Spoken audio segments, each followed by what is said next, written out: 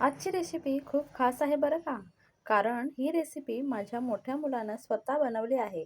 अगदी हॉटेलसारखी चटपटीत आणि कुरकुरीत पोटॅटो चिली मुलंसुद्धा किती सहज आणि किती सुंदर स्वयंपाक करू शकतात हे आज तुम्हाला पाहायला मिळेल. चला तर मग बघूया त्याची ही खास रेसिपी. आणि ही रेसिपी तुम्ही पूर्ण बघा आणि जर तुम्हाला व्हिडिओ पूर्ण आवडला तर व्हिडिओला एक लाईक आणि चॅनलला सबस्क्राईब नक्की करा. पोटॅटो चिली बनवण्यासाठी मी इथे 5 ते 6 मोठ्या आकाराचे बटाटे घेतलेले आहेत आणि बटाटे तुम्ही बघू शकता अशा पद्धतीने त्याची सालं काढून घ्यायची आहेत. तर माझा मुलगा सालं काढत आहे.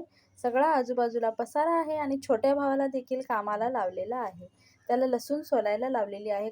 कारण कोणत्याही चायनीज पदार्थामध्ये लसूणचा जरा जास्त वापर होतो.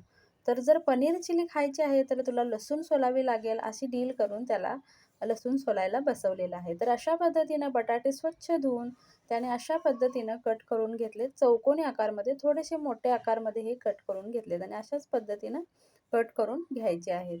तर अगदी छान कटिंग झालेलं आहे. व्यवस्थित असं कटिंग करतोय तो आणि छान असं कटिंग त्याने करून घेतलेलं आहे सगळे बटाटो.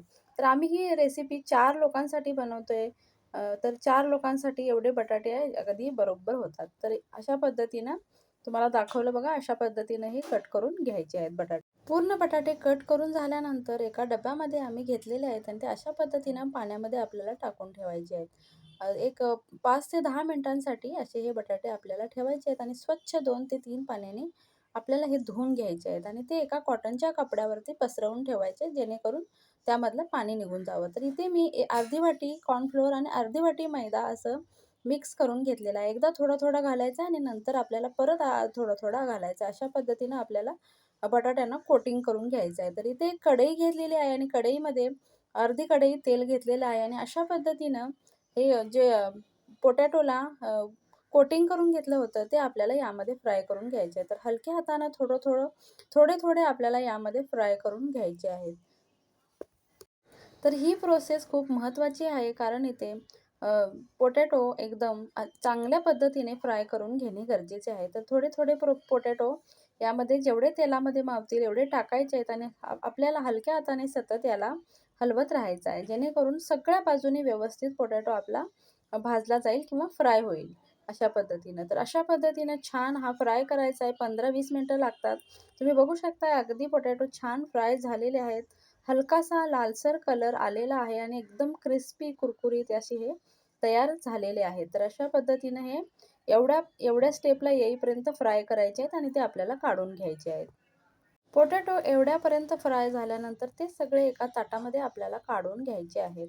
तर गेल्या वर्षी माझा मुलगा आजारी होता आणि आजारी असल्यामुळं आम्ही बाहेरचं खाणं संपूर्ण बंद केलं होतं आणि जे काही बनवून खायचं असेल तर घरातच. त्यामुळं ह्याला बनवायची सवय लागली आणि आवड देखील पहिल्यापासूनच होती. तर उत्तम प्रकारे हा जेवण बनवतो असे काही गुण मुलांमध्ये असतातच, पण ते आपल्याला ओळखता आले पाहिजेत. इथे तुम्ही बघू शकता अगदी छान फ्रेंच फ्राईज कसे असतात तशा पद्धतीने हे पोटॅटो फ्राय झालेले आहेत आणि याच्यावर तुम्ही चटणी किंवा मीठ घालून खाल्लात तरी अगदी छान लागण्यासारखे हे झालेले आहेत.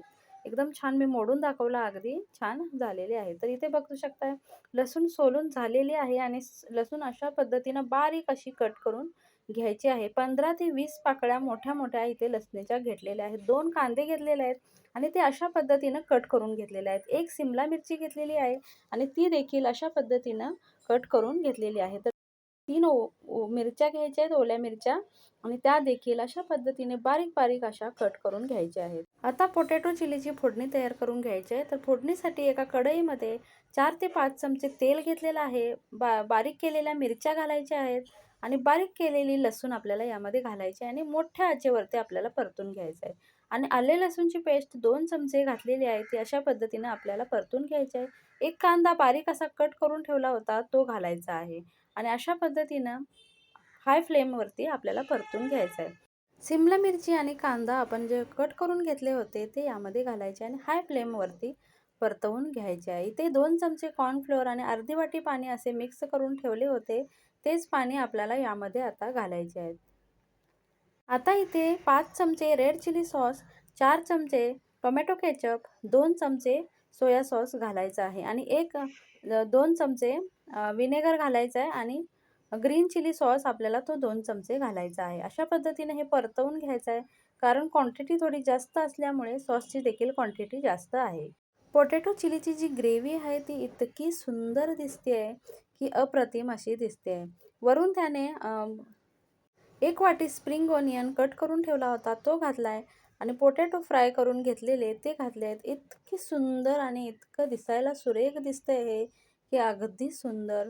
रेस्टॉरंटला जायची देखील गरज वाटत नाही, इतकी छान ही पोटॅटो चिली झालेली आहे. तुम्ही एकदा नक्की करून बघा. करून बघितल्यानंतर तुम्ही 100% दुसऱ्या वेळी बनवणार आणि मला कमेंट देखील करणार, याची मला 100% खात्री आहे. पण इतकी सुंदर तुम्ही एकदा घरी नक्की बनवून बघा. ही चिली व्यवस्थित मिक्स करायची आहे. अगदी 5 मिनिटांसाठी हाय फ्लेमवरती मिक्स करून गॅस बंद करायचा आहे आणि त्यानंतर आपल्याला ही थोडीशी थंड झाल्यानंतर सर्व्ह करायची आहे. तुम्हाला ही रेसिपी कशी वाटली मला कमेंट सेक्शनमध्ये नक्की सांगा आणि जर तुम्हाला रेसिपी आवडली तर रेसिपीला एक लाईक आणि चॅनलला सबस्क्राईब नक्की करा. ही रेसिपी तुम्ही कुठून बघता हे मला कमेंट सेक्शनमध्ये नक्की सांगा. मी तर जाते आता मुलांनी बनवलेली पोटॅटो चिली खायला कंट्रोल होत नाही अगदी. तुम्ही पण अशी बनवून खा आणि पुन्हा भेटूया एका नवीन रेसिपीसोबत. तोपर्यंत बाय बाय.